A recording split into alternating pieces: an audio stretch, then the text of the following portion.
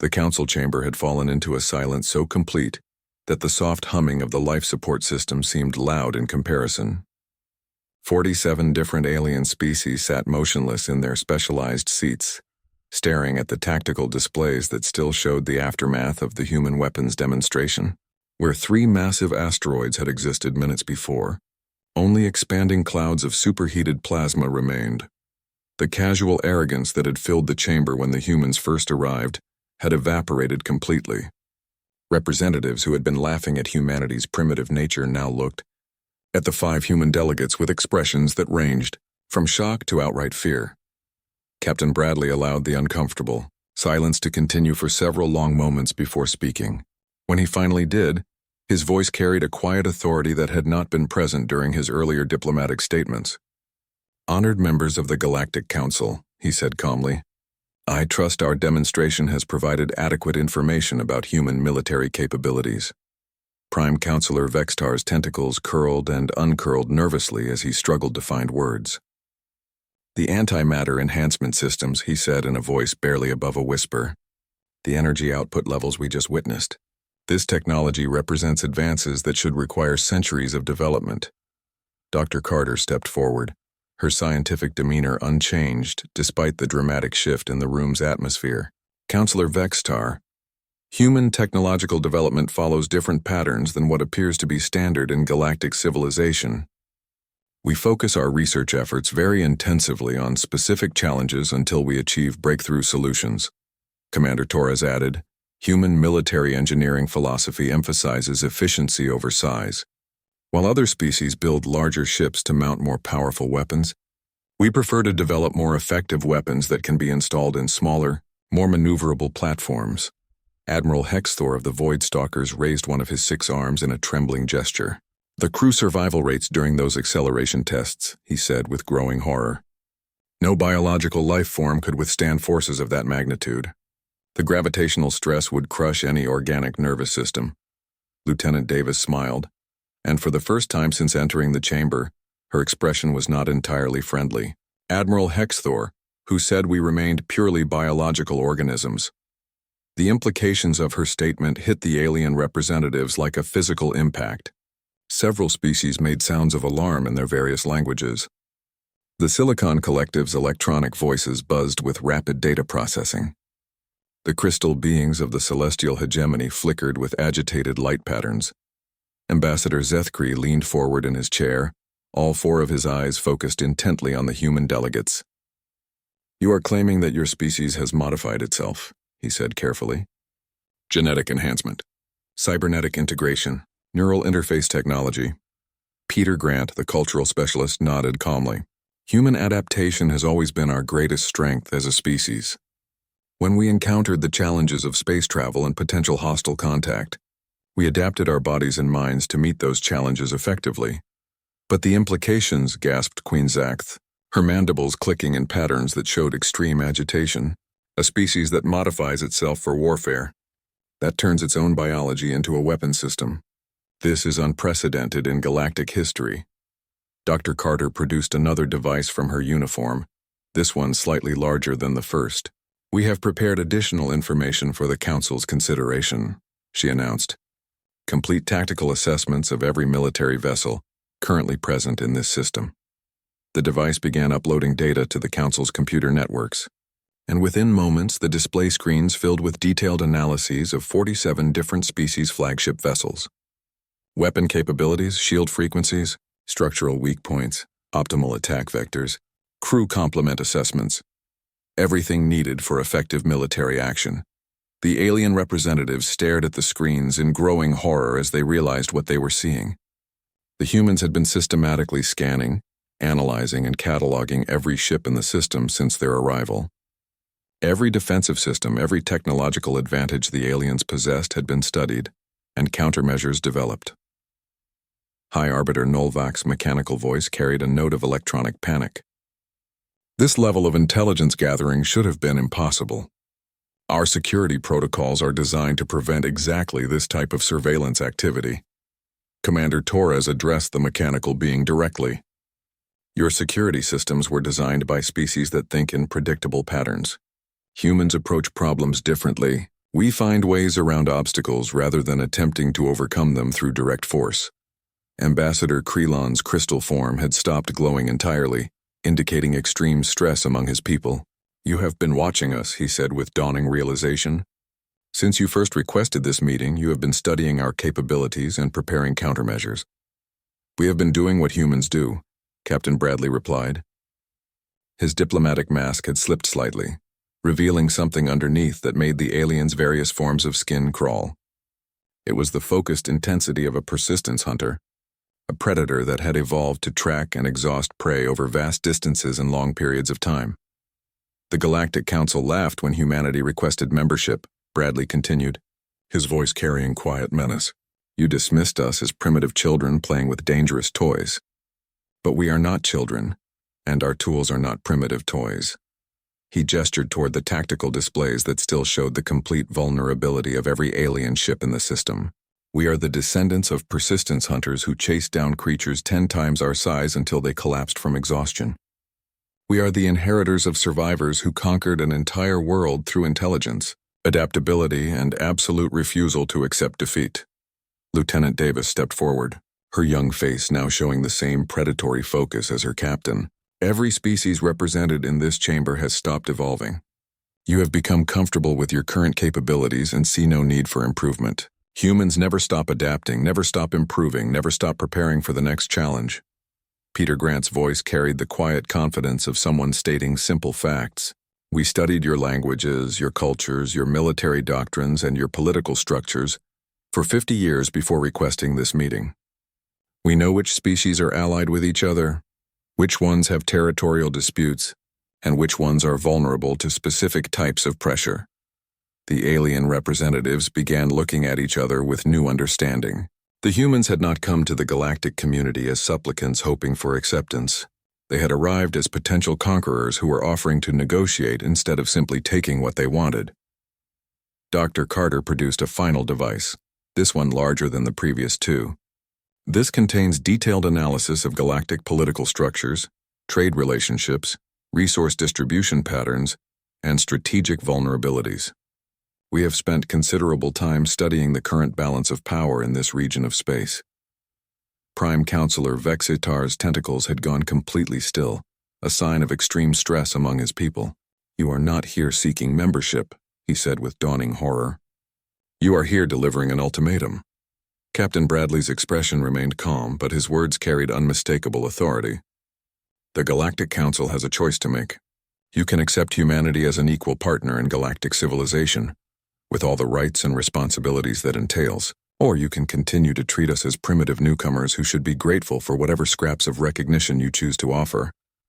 He paused, allowing his words to sink in before continuing. "But understand this clearly. We will not be condescended to. We will not be dismissed as irrelevant, and we will not be ignored. The galaxy is large enough for all of us to coexist peacefully, but it is not large enough for anyone to dictate terms to humanity."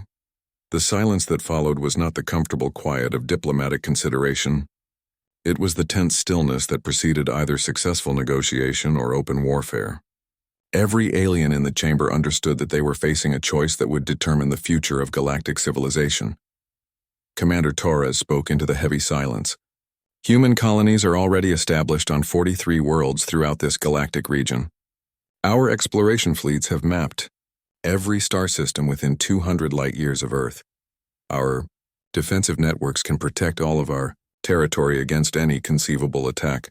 More importantly," added Dr. Carter, "our research has identified 17 critical resource bottlenecks in current galactic trade networks.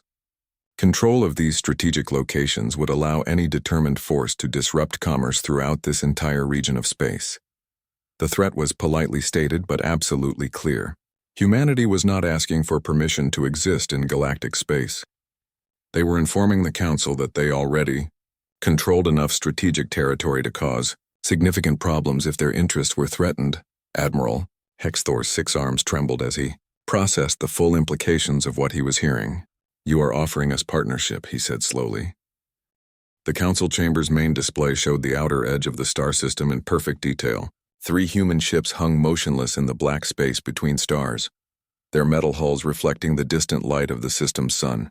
The battleship New York dominated the formation, its 800-meter length bristling with weapon ports and sensor arrays.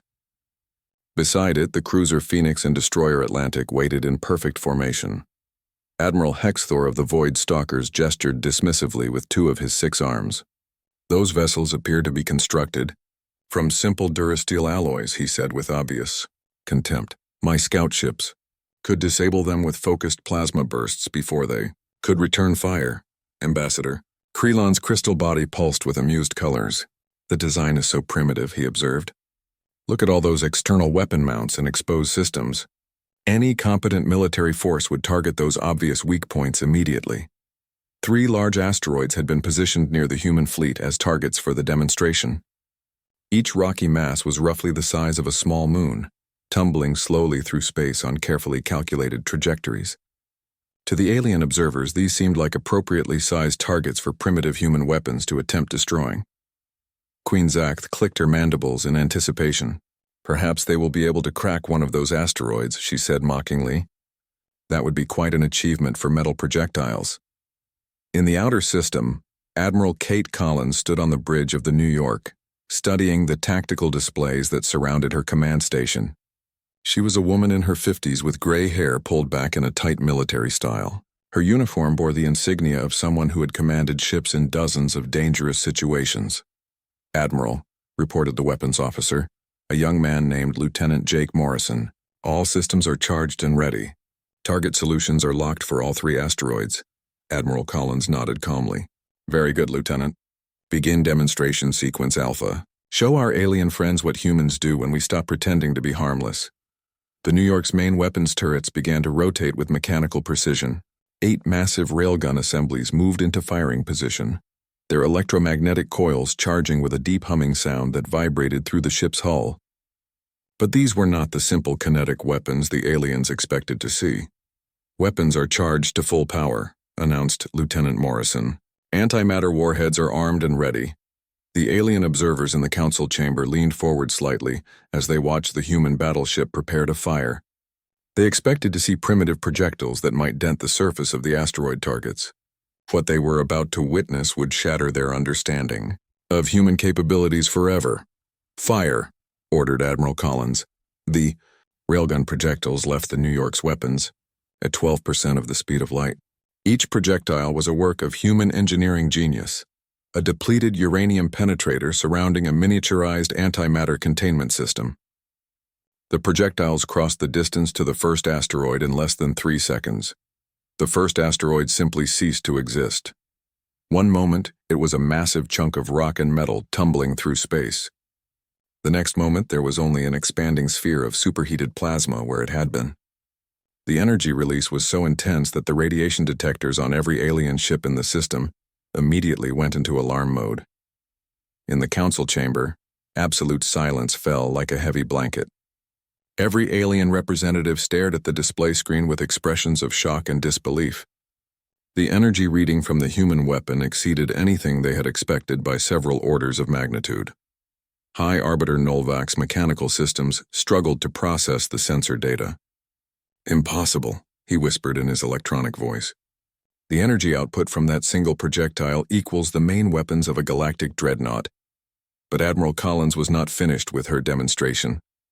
Target 2, she called out. Fire. The second asteroid followed the first into oblivion, completely annihilated by another antimatter-enhanced railgun projectile. The expanding plasma cloud glowed so brightly that the automatic filters on the council chamber's display had to activate to prevent damage to alien optical systems. How? Gasped Ambassador Zethkri, his 4 eyes fixed on the impossible readings flooding his instruments. How are they generating that level of energy output from such small weapons? The third asteroid was destroyed moments later, leaving nothing but 3 expanding clouds of ionized gas where solid rock had existed seconds before. The demonstration of raw firepower was unlike anything the galactic community had seen from ships that size. Dr. Carter watched the alien reactions with calm satisfaction. Human weapons technology focuses on efficiency rather than size, she explained. We discovered long ago that antimatter enhancement allows relatively small projectiles to achieve devastating results. Commander Torres stepped forward. Each of our railgun projectiles contains a miniaturized antimatter warhead with an energy yield equivalent to several hundred nuclear weapons. The electromagnetic acceleration system allows us to deliver this firepower with perfect accuracy at significant fractions of light speed. The aliens were still trying to process the implications of what they had witnessed when Admiral Collins gave her next order. Phoenix and Atlantic execute maneuver pattern Omega. Show them what human ships can do when we stop holding back. The two smaller human vessels began to move, and what the aliens saw next defied everything they thought they knew about space combat. The cruiser Phoenix accelerated to 40% of light speed in less than 10 seconds, pulling gravitational forces that should have crushed any organic crew into paste. The destroyer Atlantic performed a maneuver that required it to withstand acceleration forces of over 300 gravities. No known biological life form could survive such extreme conditions, yet the human ship continued to function perfectly while executing tactical movements that seemed impossible. "The crew survival rates," stammered Queen Zaxth, her compound eyes tracking the human ship's impossible maneuvers. No organic being could survive those acceleration forces. Lieutenant Davis smiled for the first time since entering the chamber. "Who said we were still purely organic?" she replied calmly. The implications of her words hit the alien representatives like a physical blow. A species that had modified themselves for war, that had turned their own bodies into weapons as surely as they had built their ships for destruction. The humans had not just developed advanced technology, they had evolved themselves to use it effectively. As the human ships continued their demonstration, they began firing their weapons while performing maneuvers that pushed the boundaries of physics. The Phoenix destroyed a series of smaller targets while pulling accelerations that would have torn apart most galactic warships. The Atlantic fired with perfect accuracy while spinning through complex evasive patterns. Admiral Hexthor's 6 arms trembled as he watched the display. "Their tactical capabilities," he said in a voice barely above a whisper. "They are operating far beyond theoretical maximums for vessels of that size." Peter Grant, the human cultural specialist, spoke quietly, but his words carried clearly through the silent chamber. "Human military doctrine is based on a simple principle," he said. "We do not build larger ships to carry bigger weapons. We build more efficient weapons to fit in smaller ships.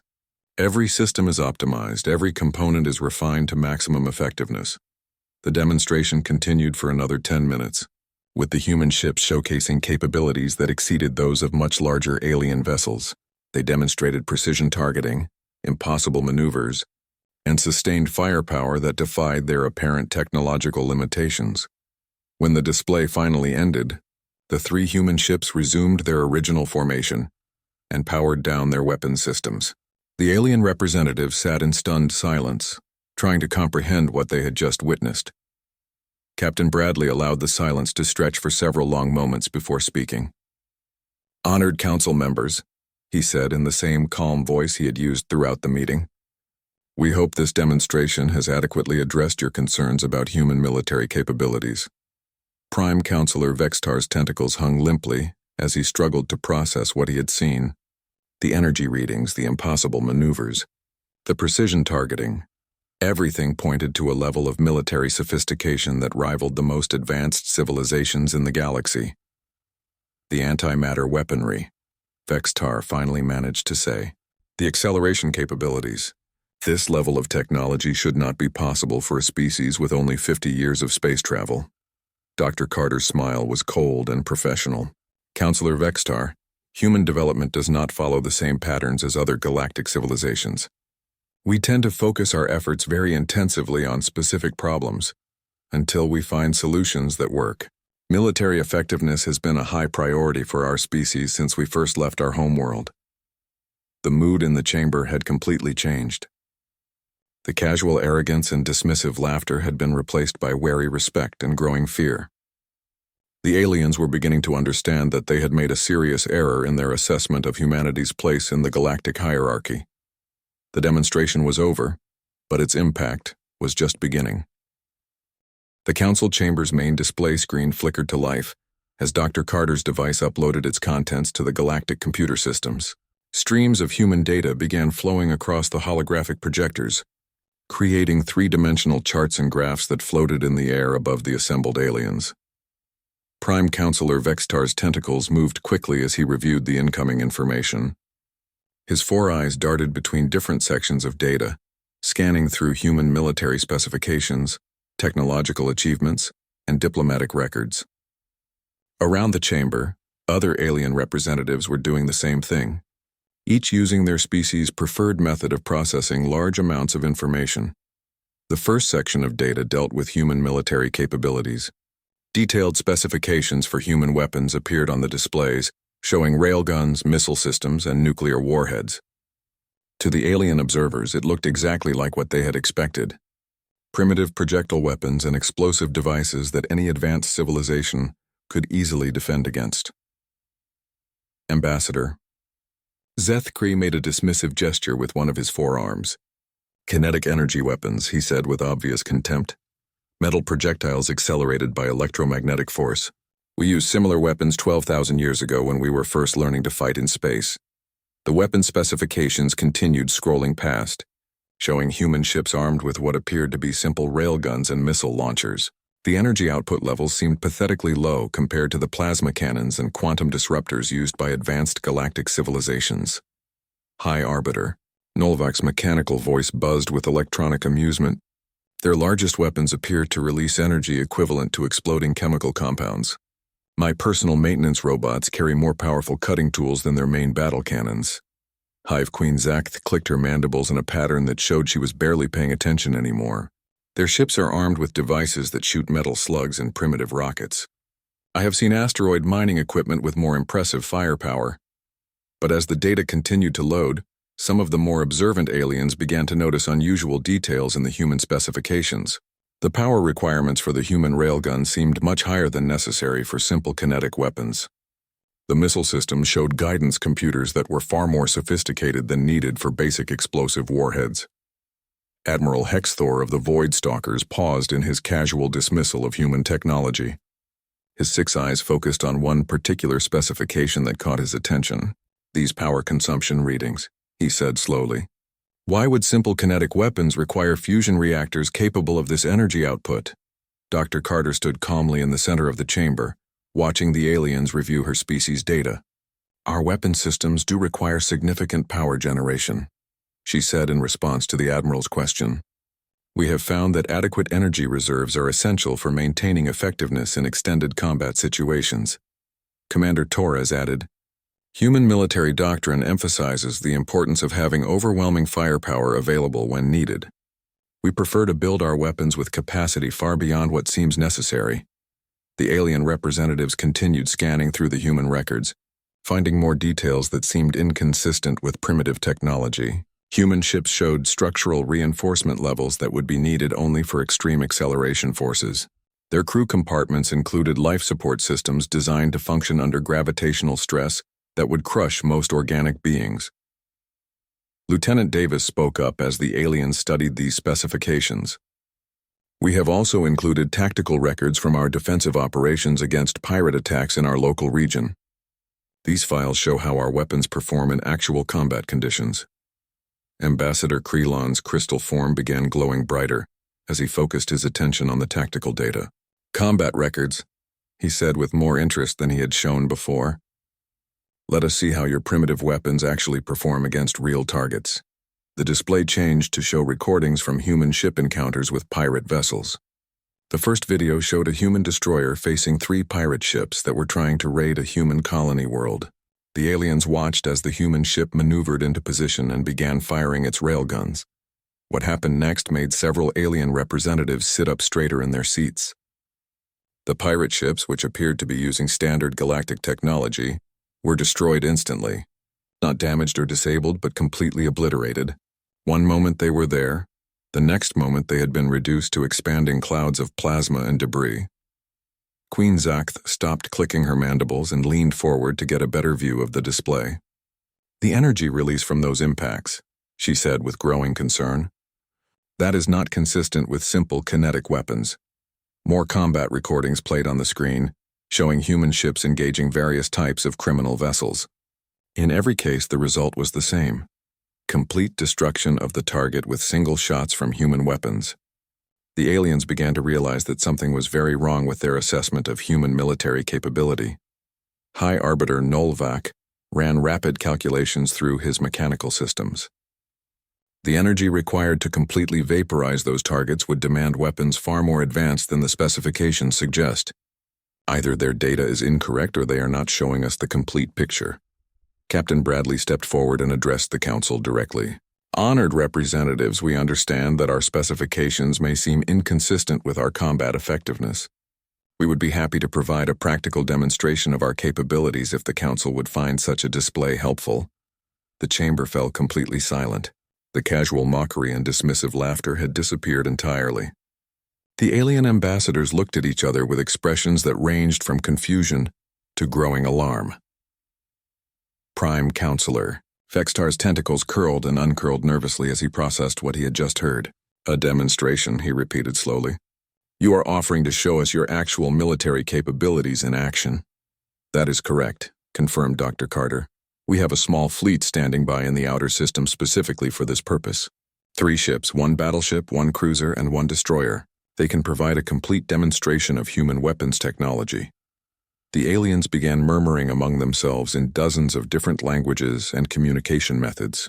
The idea of allowing an unknown species to demonstrate weapons near the Galactic Council station was almost unthinkable. But the discrepancies in the human data had created enough doubt that several representatives were curious to see what the humans could actually do. Admiral Hexthor made a decision that would change everything. I say we allow this demonstration, he announced loudly. If these humans think their primitive toys can impress us, let them embarrass themselves trying.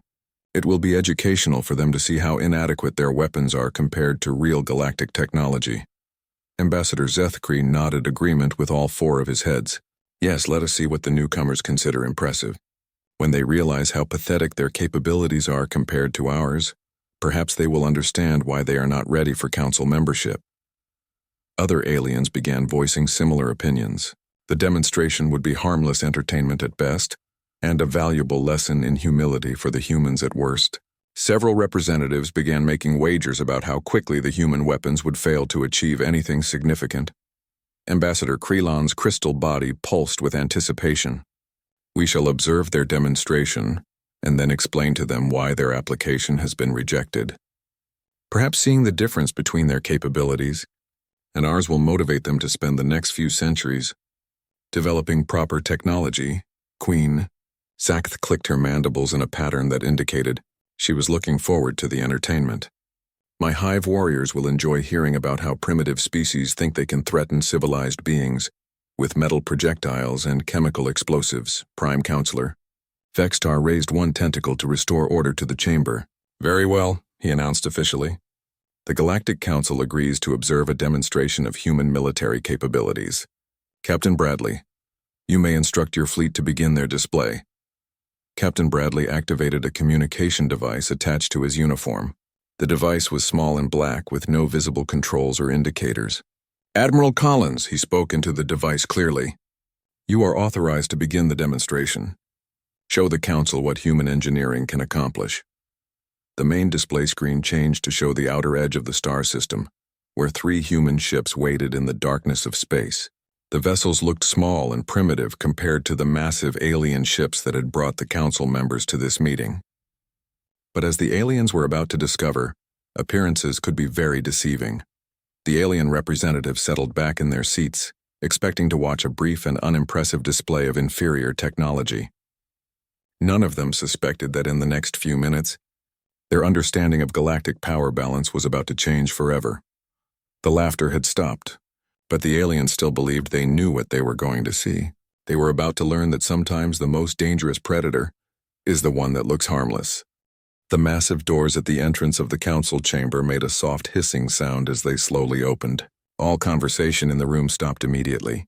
47 different alien species turned to look at the doorway, curious to see what these primitive humans would look like in person. 5 figures walked into the chamber with slow, measured steps. Their footsteps echoed in the suddenly quiet room, the only sound breaking the heavy silence. The humans wore matching dark blue uniforms that looked very plain, compared to the fancy robes and decorative armor worn by the alien ambassadors. Captain John Bradley led the group into the room. His face showed lines and scars that spoke of many years spent traveling through dangerous space. His hair was gray at the edges and his eyes were calm but alert. He walked with the confidence of someone who had commanded ships in difficult situations. Next to him walked Dr. Helen Carter, a woman with sharp, intelligent eyes that seemed to study everything around her. She was humanity's chief expert on alien biology and had spent years preparing for this moment. Her uniform had small patches that showed her scientific rank and achievements. Behind them came 3 more humans. Commander Frank Torres was a large man with dark skin and the bearing of a professional soldier. Lieutenant Sophie Davis was younger than the others, with bright eyes that missed nothing as she looked around the chamber. The last member of their group was Peter Grant, who studied alien cultures and languages for the human government. The 5 humans stopped in the center of the circular chamber, directly under the large holographic display that hung from the ceiling. They stood in a straight line facing Prime Counselor Vextar, their hands clasped behind their backs in a formal military position. Captain Bradley stepped forward slightly and began to speak. His voice was clear and strong, carrying easily to every corner of the large room. "Honored members of the Galactic Council," he said with a slight bow of his head, "I am Captain John Bradley of the Earth Federation. We come before you today seeking membership in your organization." Prime Counselor Vexitar's tentacles curled in what his species did instead of smiling. He looked down at the humans from his elevated platform, enjoying the fact that he was much taller than they were. "Captain Bradley," he said in a voice that sounded friendly but carried a hint of mockery, "we have carefully reviewed your species' application for membership. While we appreciate your enthusiasm for joining galactic civilization, the Council has several concerns about whether humanity is truly ready for such responsibility." The alien ambassadors around the room made various sounds of agreement. Some clicked their mandibles, others hummed in harmonious tones, and a few made electronic beeping noises. All of these sounds expressed the same basic message. They thought the humans were not qualified to be here. Dr. Carter stepped forward and spoke in a calm, professional voice. "We understand that our species is new to galactic society, and that this may cause some hesitation. Perhaps you would allow us to address your specific concerns directly so that we can have a productive discussion." Ambassador Zethkri leaned forward in his special 4-legged chair, all 4 of his eyes focusing on the human delegation with obvious amusement. "Dr. Carter, your species has achieved faster than light travel for only 50 of your years. Some of the civilizations represented in this chamber have been exploring the galaxy for longer than your entire species has existed as a technological society. What could you possibly contribute to an alliance of such ancient and advanced peoples?" The chamber erupted in various alien sounds of agreement and amusement. The insect-like hive queen Zaxth made loud clicking noises with her sharp mouthparts. The crystal beings of the celestial hegemony created musical tones that somehow sounded condescending. The robotic Silicon Collective made electronic sounds that were clearly their version of laughter. Captain Bradley waited patiently for the noise to die down before responding. He did not seem bothered by the obvious mockery from the alien representatives. "Honored Counselor Zethkri, we understand that we are newcomers to galactic civilization. However, we believe that our perspective as the newest members might offer something valuable to the Council. Sometimes a fresh viewpoint can solve problems that have existed for a long time." High Arbiter Nolvac of the Silicon Collective made a grinding sound that was his people's version of a chuckle. "And what problems do you think you could solve that we have not been able to handle ourselves, Captain Bradley?" "We have been managing galactic affairs since before your species learned to make fire." Lieutenant Davis spoke up for the first time, her young voice carrying clearly through the chamber. "We do not presume to think we can solve your problems immediately. However, we have brought detailed information about our capabilities and achievements. We would be honored if the Council would review this data before making their final decision." Admiral Hexthor of the Voidstalkers raised all 6 of his arms in a gesture of mock surprise.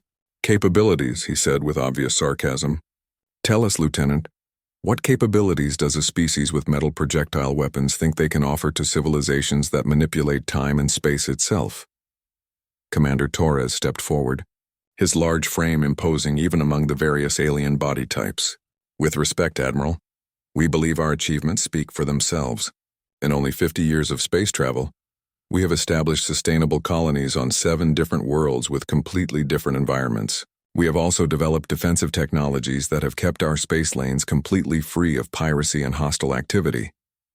This statement caused a few aliens to stop laughing and pay more attention. Piracy was a major problem throughout the galaxy, and many species lost significant resources to raiders and criminals. Even the most advanced civilizations had trouble keeping their trade routes completely secure. Queen Zachthe clicked her mandibles in a pattern that showed she was thinking seriously. "You claim to have eliminated piracy completely," she said. "How does a species with primitive weapons accomplish what we have struggled with for centuries?" Peter Grant, the cultural specialist, spoke for the first time since entering the chamber. "Your Majesty, we have found that pirates generally choose targets they believe they can defeat easily. When every potential target appears to be defended by weapons they do not understand, most criminals decide to find easier prey elsewhere." Dr. Carter produced a small device from her uniform pocket. It was smooth and black with no visible buttons or controls.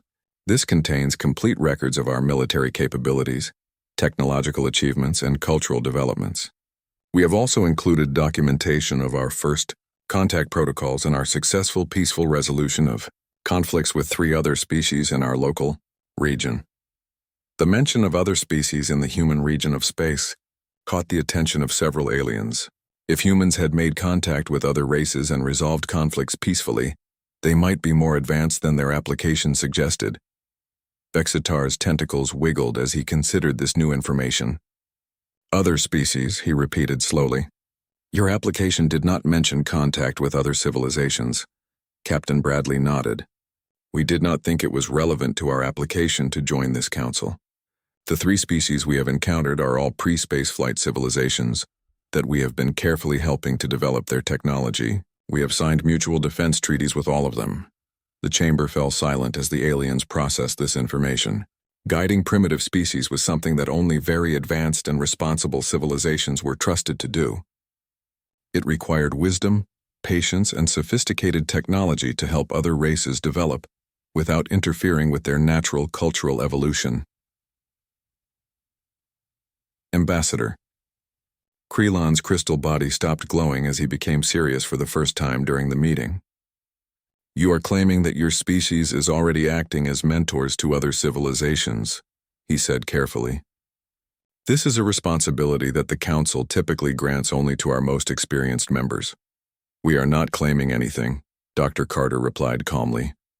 "We are simply stating facts that can be verified through the data we have provided.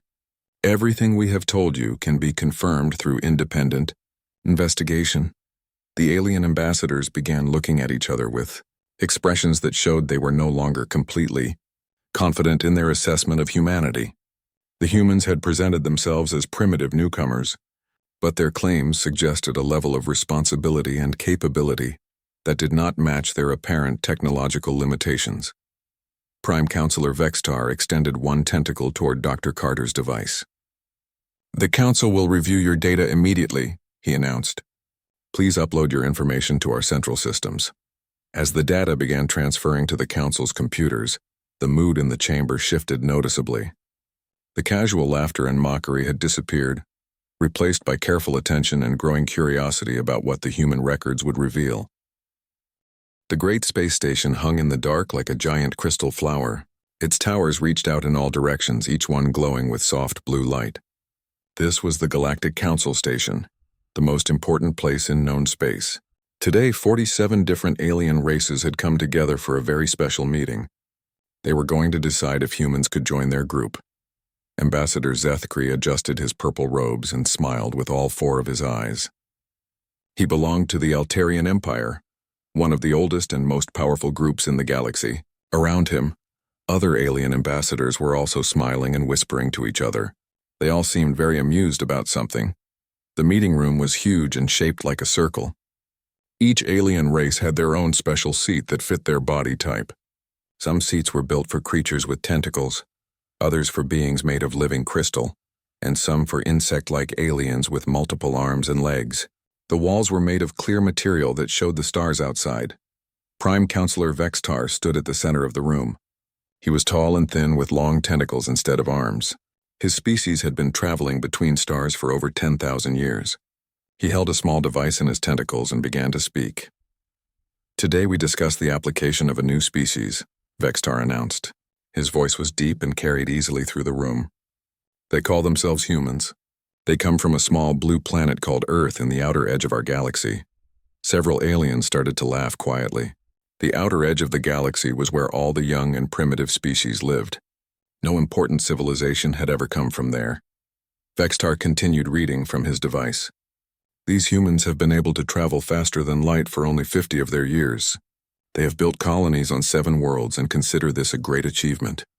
Now the laughter was louder. 50 years of space travel was nothing.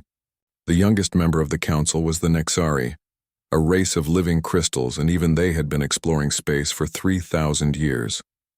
Most of the other species had been traveling between stars since before humans had discovered fire. What about their military power? Asked Ambassador Krelon. He was made of blue crystal that glowed from inside. His people, the Celestial Hegemony, controlled over 200 star systems. Surely they must have some impressive weapons to think they can join us. Vextar looked at his device again, and his tentacles wiggled in what his people did instead of laughing. Their military appears to be quite basic. They use weapons that shoot metal pieces very fast. They also have bombs that explode using chemical reactions. Their most advanced weapons split atoms to create big explosions. The entire room burst into loud laughter. Hive Queen Zakth clicked her sharp mouth parts together, which was how her insect people showed they were amused. She controlled billions of warrior bugs across 50 worlds. "Do they really still throw metal at their enemies?" she asked. "How wonderfully primitive. My warriors use weapons that tear apart the very fabric of space itself." Admiral Hexthor of the Voidstalkers raised all 6 of his arms in mock surprise. His people were famous for their powerful war fleets. "Next you will tell us they still use wheels to move around on their planet," he said.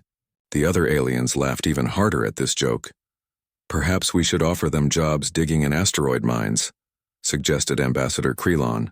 His crystal body pulsed with bright colors when he was amused. Their simple tools might be useful for basic manual work.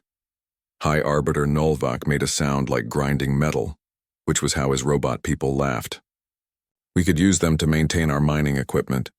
I am sure they would be grateful for such an opportunity."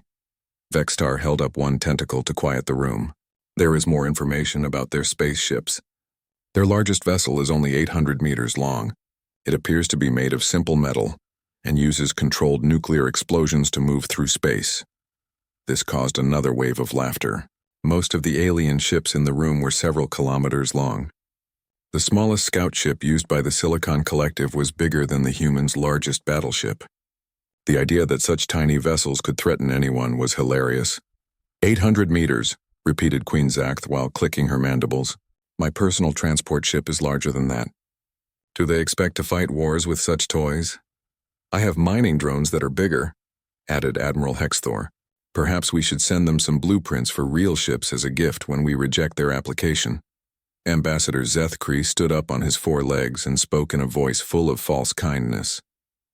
"We should not be too harsh with these humans. After all, every species must start somewhere. Perhaps in another few thousand years they will develop proper technology, and we can consider their application again." The other aliens nodded in agreement. It was traditional to be polite to primitive species, even when rejecting them. The galaxy was full of young races that thought they were ready to join galactic civilization before they truly understood what that meant. "Their planet appears to be mostly covered in water," Vextar continued. "They have only recently learned to leave their world and seem very excited about finding other life in the universe. They have sent us many messages expressing their desire for peaceful contact and trade." "How sweet," said Ambassador Krelon. "They probably think the galaxy is a friendly place where everyone gets along and shares knowledge freely." This comment made several aliens laugh so hard they had to use their breathing apparatus to calm down. The galaxy was not a peaceful place. It was full of ancient rivalries, trade wars, and territorial disputes that had lasted for thousands of years. Young species that entered galactic politics without understanding. This often found themselves conquered or enslaved within a few decades. "We should at least meet with them," suggested Counselor Yithrak of the Plasma Dominion. "It would be entertaining to see how they react when they realize what real galactic civilization looks like." "Yes," agreed Vextar. We shall allow them to present their case in person. It will serve as a valuable lesson about the difference between thinking you are ready for something and actually being ready for it. The alien ambassadors began talking among themselves about the upcoming meeting with the humans. Some made bets about how quickly the human delegation would realize they were out of their depth. Others joked about what kind of primitive gifts the humans might bring to try to impress them. None of them took the human application seriously. How could they? In a galaxy full of ancient empires and powerful technologies, what could one small species from the outer rim possibly offer?